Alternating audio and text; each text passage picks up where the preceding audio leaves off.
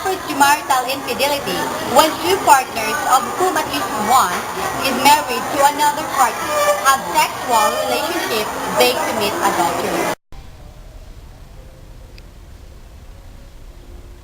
Adultery is considered by Christians to be immoral in the sin, based primarily on passage like 1 Corinthians 6 verse 9 to 10.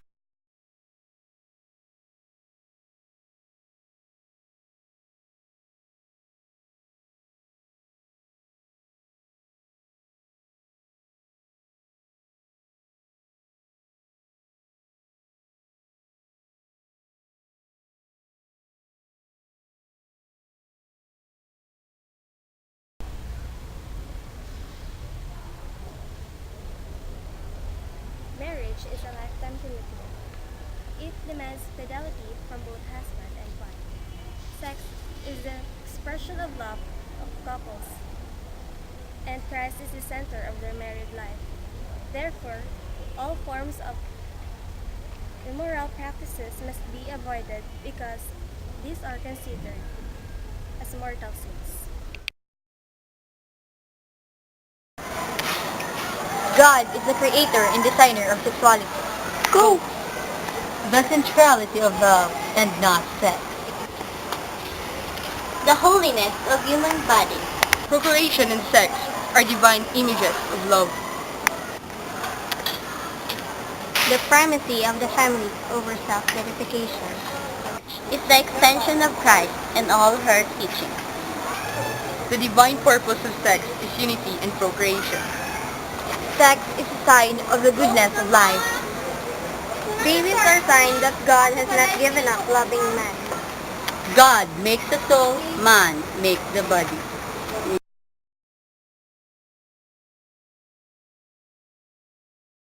The creator of all man, the married state, the beginning and foundation of human society. By His grace, He has made of it to a great mystery in Christ and in the Church. And so, the apostolate of married persons of family has a special importance for both church and civil society. To give clear proof in their own life and of the indissolubility and holiness of the marriage band, to assert with vigor the right and duty of parents and guidance, to give their children a Christian upbringing to defend the dignity and legitimate autonomy of the family. These have always been the duties of married persons. Today, however, it has become the most important aspect of their apostolate. They and all the faithful, therefore, should collaborate with men of good will in seeing that these rights are perfectly safeguarded in civil legislation. The sixth commandment, then, when viewed through the eyes of faith in the risen Christ, actually frees us from the two tyrannies. The first is tyranny of puritanical attitudes and misguided taboos regarding sexuality. The second is the tyranny of independency promoted by the so-called new morality that exalts casual sex with rejecting commitment and moral obligation. In rejecting fornication and forced violation of sexual integrity and rape, the commandment is clearly protecting the personal dignity of both men and women and recalling their social responsibility against scandalizing the young.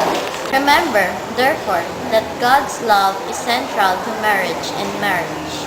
Love between man and woman. God's love for these two people, and through them, many others are present.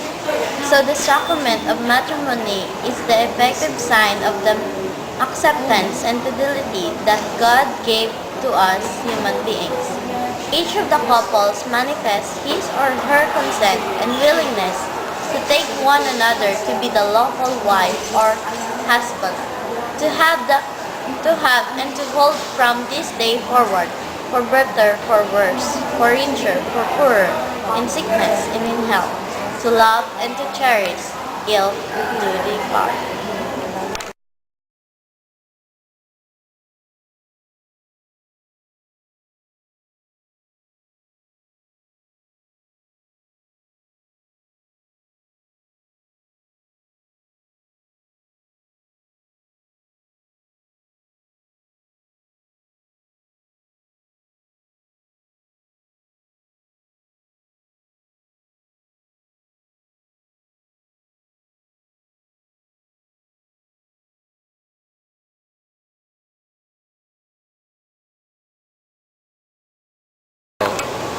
Marriage is the relation between man and woman in which the independence is equal, the dependence mutual, and the obligation reciprocal. What God has joined together, let no man put asunder. Gakurog mo na, big man!